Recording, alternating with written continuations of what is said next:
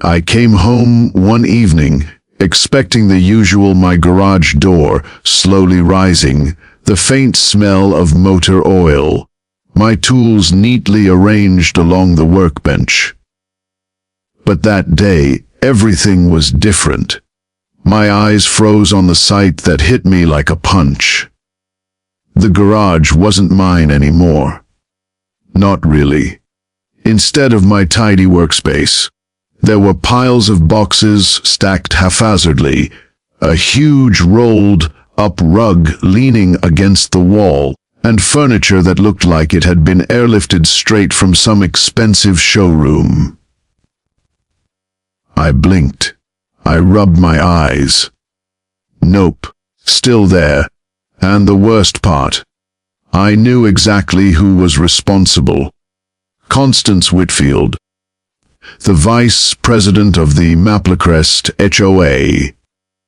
The woman who had spent years policing the neighborhood, telling everyone else what they could or couldn't do, suddenly decided that my garage was her personal storage unit.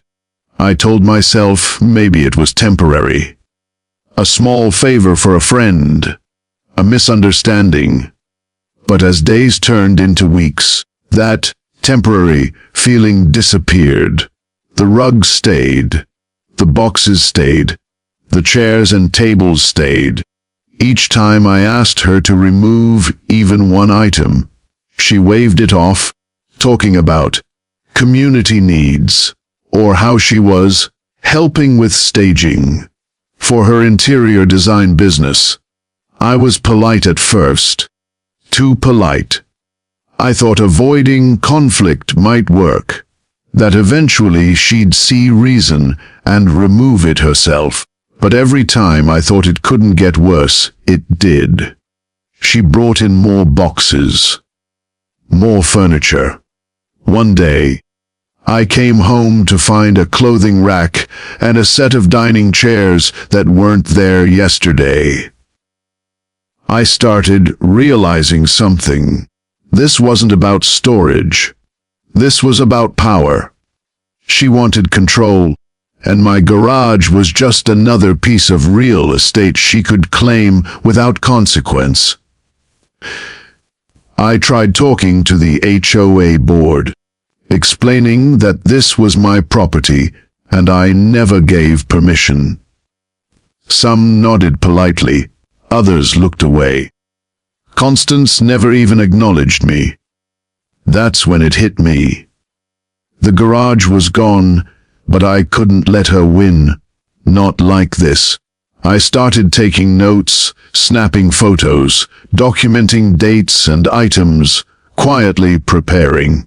Because I realized that the longer I waited, the more entrenched her claim would become. And trust me, by the end of those first few months, I knew exactly how I was going to take it back. After weeks of my garage being overrun with her junk, I realized talking to Constance or the HOA board wasn't going to solve anything. She didn't respect boundaries. She didn't care about rules. And the HOA, they were either clueless or too afraid to challenge her. That's when I started doing the math. How much was this actually costing me?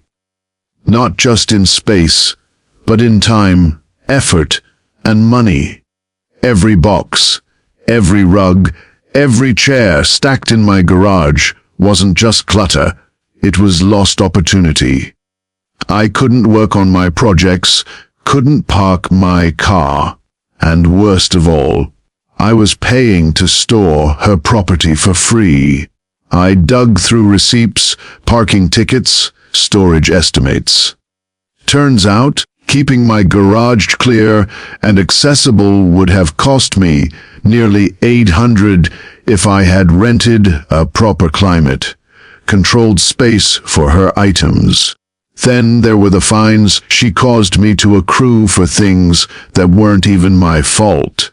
No $150 for a wrongly issued violation. The 60 euros a month in extra costs while I tried to manage around her chaos.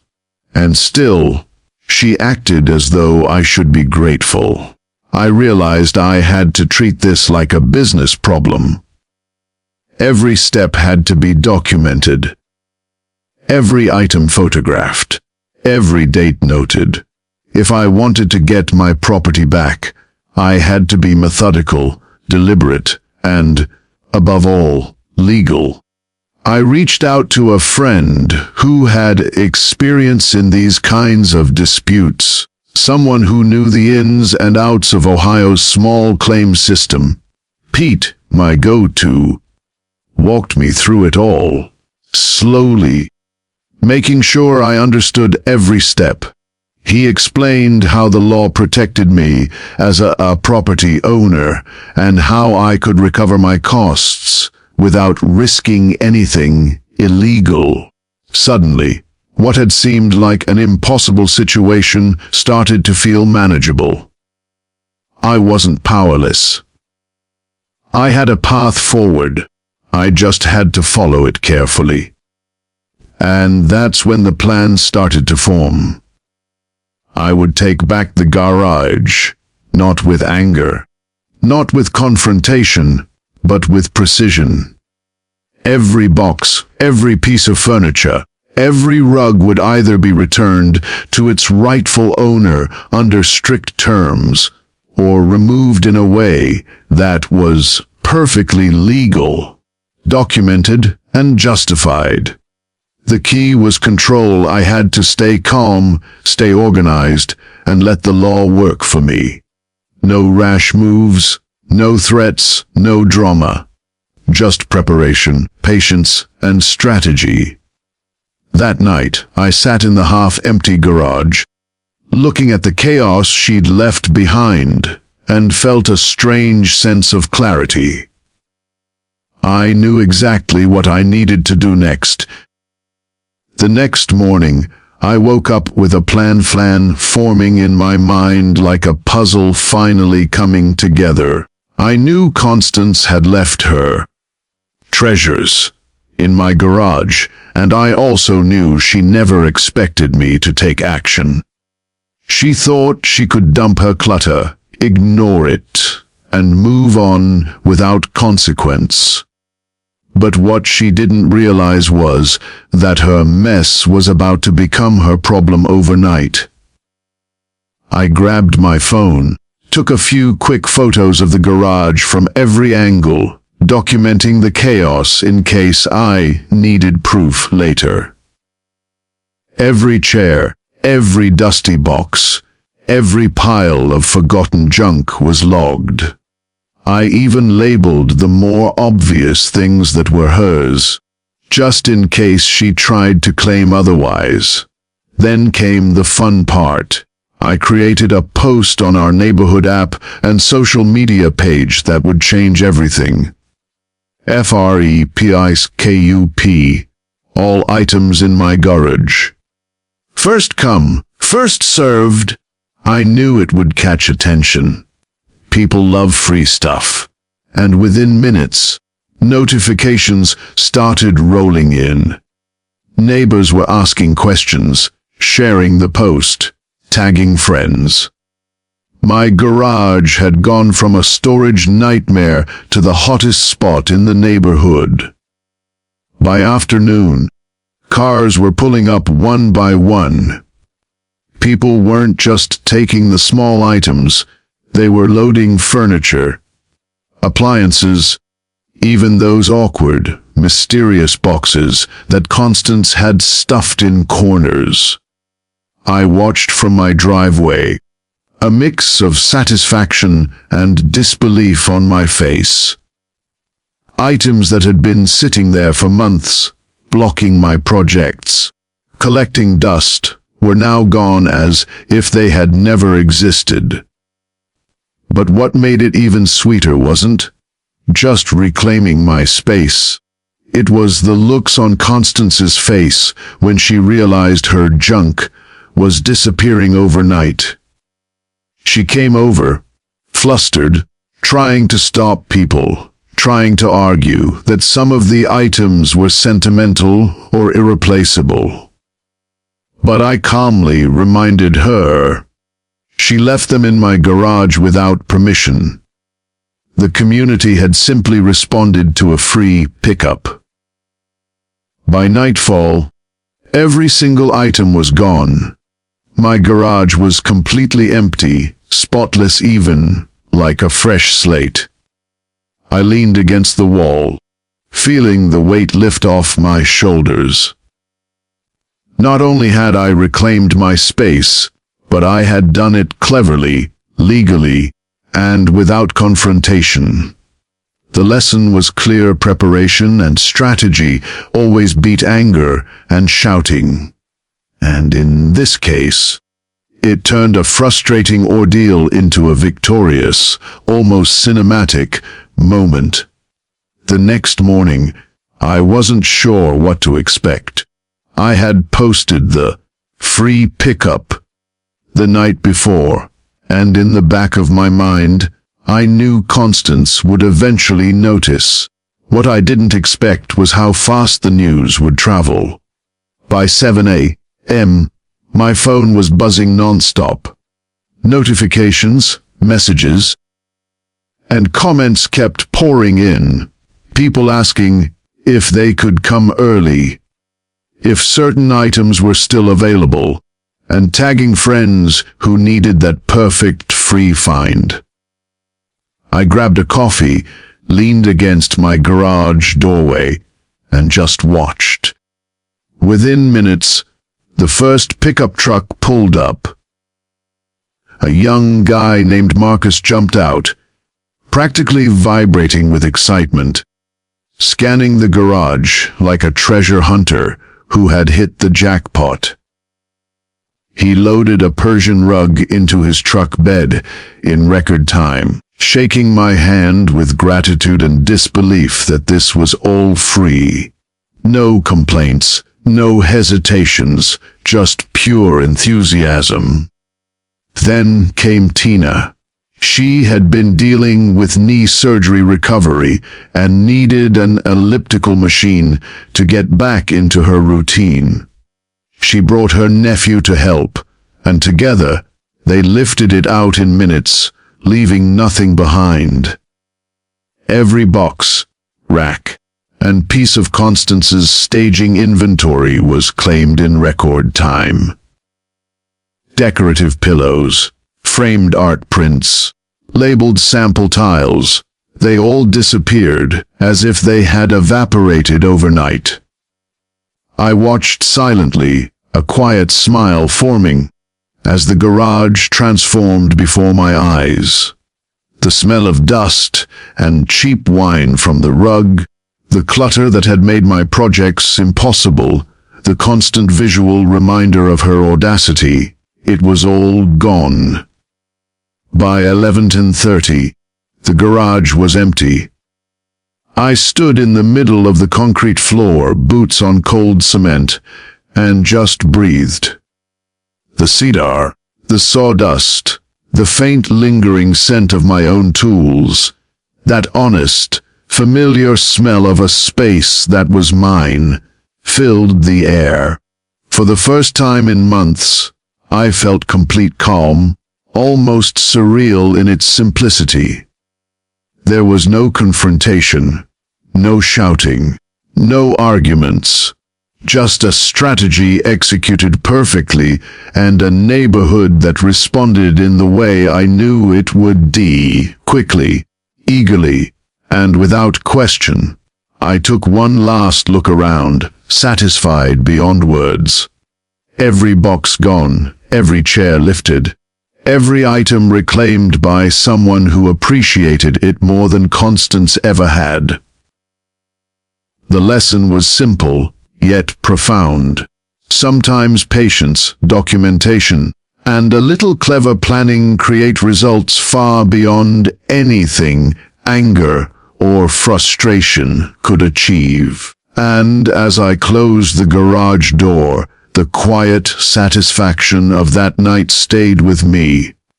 It was mine again, exactly as it had been meant to be. By the afternoon, the impact of my free pickup post had become more than I imagined.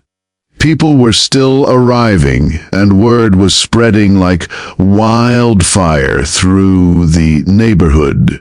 I could see it in the way the driveway filled with cars, bikes, and even a small moving van.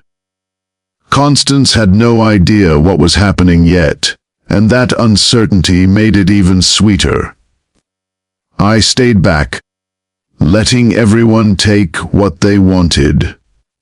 And it quickly became clear that this wasn't just about clearing my garage. It was about giving value to the people who actually appreciated it. I watched a young couple load up a vintage bookshelf that had been taking up half the corner of my garage for months. They carefully inspected the wood, touched the grain, and thanked me profusely before carefully securing it in their car. A few minutes later, a retired teacher rolled up with a pickup truck and a small group of friends, all eager to claim the painting supplies and old office chairs. They laughed together as they hoisted heavy items, clearly having fun in a way Constance never could have imagined. And then it hit me. The items weren't just disappearing. They were being claimed by people who genuinely wanted them. People who would put them to use instead of letting them sit in storage, collecting dust. Every item that left my garage carried with it a tiny victory over the chaos Constance had left behind. I could almost see her reaction if she drove by, if she realized her hoarded, oversized junk had vanished overnight. The thought made me grin. By late afternoon, the garage looked completely different. Concrete floor gleamed where dust and debris had settled, and sunlight streamed in like a spotlight, highlighting the emptiness in the best possible way. There was a satisfaction in that emptiness, a quiet joy in seeing space reclaimed without confrontation. And the people, they left happy, waving, thanking me again and again, telling me how lucky they were to stumble upon the post. The energy was contagious, and even I felt lighter as I moved boxes that had been sitting untouched for months. The lesson here became obvious. Sometimes the best way to handle someone else's chaos isn't with anger or threats. It's with strategy, patience, and the ability to turn a frustrating situation into a win-win. By the time the sun began to set, the garage was empty, the driveway cleared, and I finally allowed myself a moment to just breathe. For the first time in weeks, it felt like my space was truly mine again, and that satisfaction, it was worth every second of planning and anticipation. By the time evening rolled around, the energy in the neighborhood had shifted completely. Word of my free pickup post had traveled faster than I expected, and people were still stopping by, curiosity driving them to see what the hype was about. Some were just nosy, others genuinely interested, but every single one of them played right into the plan. I stayed in the background, letting the chaos of activity unfold naturally, while inside I was calculating the perfect moment for the next move. Constance, of course, still had no idea what was happening. I imagined her checking her phone, seeing no movement, probably thinking her precious junk was safe, when in reality it was disappearing piece by piece, being claimed by strangers who appreciated it far more than she ever could. A group of teenagers showed up, laughing as they carried out an old futon that had dominated a corner of my garage. They teased each other, joking about who would get the prize of the vintage lamp, and I could feel the tension of the day melting away. Meanwhile, a couple of local crafters swooped in, carefully selecting boxes of craft supplies and old furniture, already brainstorming how they'd reuse each piece in creative ways. Watching them, I realized this wasn't just about clearing space. It was about seeing something useful emerge from what someone else hoarded recklessly.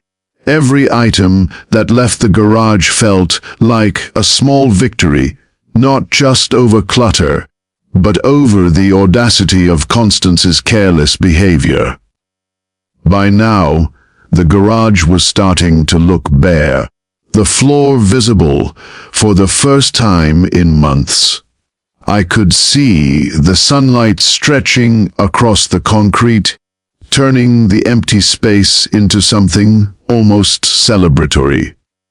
The sound of laughter, chatter, and the occasional car horn outside created a rhythm I never thought a garage could produce. And then it happened. Someone stopped, looked at me with a grin, and said, "This is amazing! You're like Santa Claus for adults." I laughed quietly, nodding. That's when it hit me fully. The plan wasn't just working, it had exceeded expectations. Constance's junk was gone. Strangers were happy, and I was left with something far more valuable than any item. A sense of control, satisfaction, and the knowledge that sometimes the best revenge is turning someone else's chaos into a gift for everyone else. By nightfall, the garage was empty, the driveway cleared, and the neighborhood had a buzz that no HOA complaint could ever match. By the time night fully settled, the entire situation had reached a level of chaos and satisfaction I never could have imagined. The garage, once a shrine to Constance's thoughtless hoarding, was completely empty, every piece of her junk claimed by neighbors, friends, and strangers who treated it like treasure. I stood back and watched, quietly grinning, as the last car drove off with a pile of items that had once been her pride. The feeling was almost surreal. The power of turning someone else's carelessness into a source of happiness for everyone else was intoxicating. And then, of course, the inevitable texts and notifications started rolling in. Constance, no doubt pacing in her perfectly curated home, must have realized something was off. Her calls went straight to voicemail. Her texts were ignored.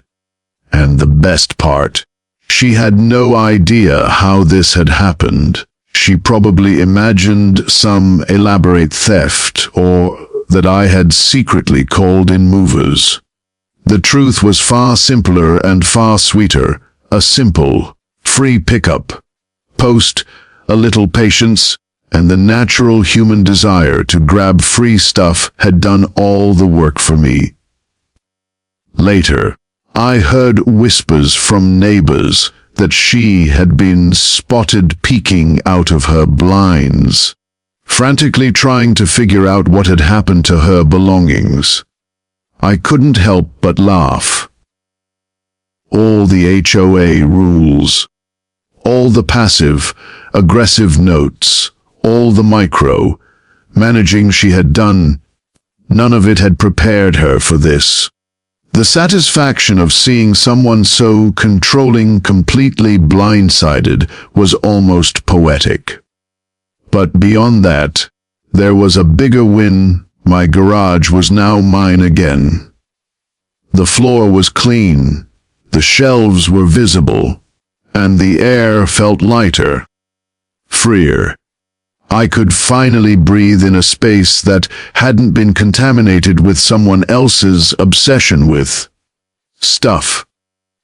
And as I locked the garage for the night, I realized this was more than revenge. It was a lesson in patience, creativity, and turning someone else's negativity into something positive. Sometimes, the most powerful victories aren't loud or aggressive. They're quiet, strategic, and completely satisfying in their subtlety. By the next morning, the story of the disappearing junk had spread, and I had the satisfaction of knowing I had played the game perfectly. Constance may have been furious, but everyone else had won, and that was a feeling money or HOA power could never buy.